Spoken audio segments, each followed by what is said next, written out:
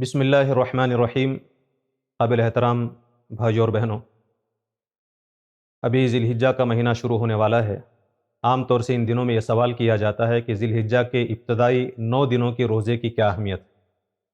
احادیث سے معلوم ہوتا ہے کہ ذی الحجہ کے ابتدائی 9 دنوں کے روزے رکھنا مستحب ہے۔ حضرت عبداللہ بن عباس رضی اللہ عنہما سے روایت ہے کہ نبی کریم صلی اللہ علیہ وسلم نے یہ ارشاد فرمایا کہ اللہ تعالیٰ کے نزدیک کوئی بھی عمل ذی الحجہ کے 9 دنوں کے اعمال سے زیادہ افضل نہیں ہے۔ صحابہ نے پوچھا کہ جہاد فی سبیل اللہ اے اللہ کے رسول؟ تو اللہ کے نبی صلی اللہ علیہ وسلم نے فرمایا کہ جہاد فی سبیل اللہ بھی افضل نہیں ہے، الا یہ کہ کوئی شخص جان اور مال سے جہاد کرے، اللہ کے راہ میں جہاد فی سبیل اللہ کرے اور کوئی چیز واپس نہ آئے، یعنی اس کا مال بھی چلا جائے اور اس کی جان بھی چلا جائے، وہ افضل ہوگا۔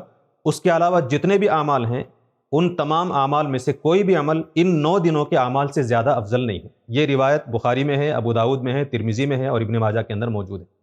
اس سے معلوم ہوتا ہے کہ کوئی بھی عمل جو ان 9 دنوں میں کیا جائے بقیہ دنوں کے مقابلے میں زیادہ افضل ہے، اللہ تعالیٰ کو زیادہ محبوب ہے۔ ظاہر سی بات ہے کہ نیک اعمال میں روزہ بھی اہم ترین عمل ہے، تو روزہ بھی اس میں شامل ہوگا۔ تو اس حدیث کی روشنی میں یہ بات واضح ہوتی ہے کہ عام دنوں میں جو روزے رکھے جاتے ہیں ان روزوں کے مقابلے میں ذی الحجہ کے 9 دنوں کے روزے زیادہ افضل ہیں۔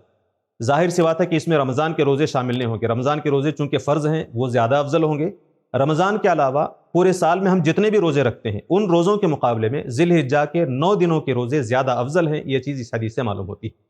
دوسری چیز یہ کہ حدیث میں نبی کریم صلی اللہ علیہ وسلم کا عمل بھی بتایا گیا ہے کہ ابو داؤد کی روایت ہے کہ اللہ کے نبی صلی اللہ علیہ وسلم کے بارے میں کہا گیا کہ کان رسول اللہ صلی اللہ علیہ وسلم یصوم 9 ذی الحجہ، کہ اللہ کے رسول صلی اللہ علیہ وسلم ذی الحجہ کے 9 دنوں کے روزے رکھا کرتے تھے۔ تو اس اعتبار سے ان 9 دنوں میں روزے رکھنا سنت بھی ہے۔ انہی 9 دنوں کے اندر عرفہ کا روزہ بھی آتا ہے، 9 ذی الحجہ کا روزہ، عید الاضحیٰ سے ایک دن پہلے کا روزہ، جس کی احادیث میں بہت فضیلت آئی ہے۔ تو اس فضیلت کی وجہ سے ہمیں کوشش کرنی چاہیے کہ ذی الحجہ کی پہلی تاریخ سے لے کر 9 تاریخ تک کے روزے ہم رکھنے کی کوشش کریں۔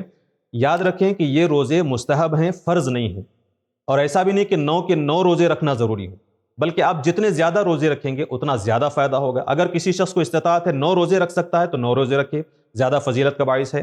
ورنہ جتنے ہم روزے رکھ سکتے ہوں، 1 روزہ، 2، 3، 4، 5، 6، جتنے ہم روزے رکھ سکتے ہوں وہ روزے رکھنے کی کوشش کریں، یقیناً باعث ثواب ہے۔ اللہ تعالی ہم تمام کو عمل کی توفیق نصیب فرمائے۔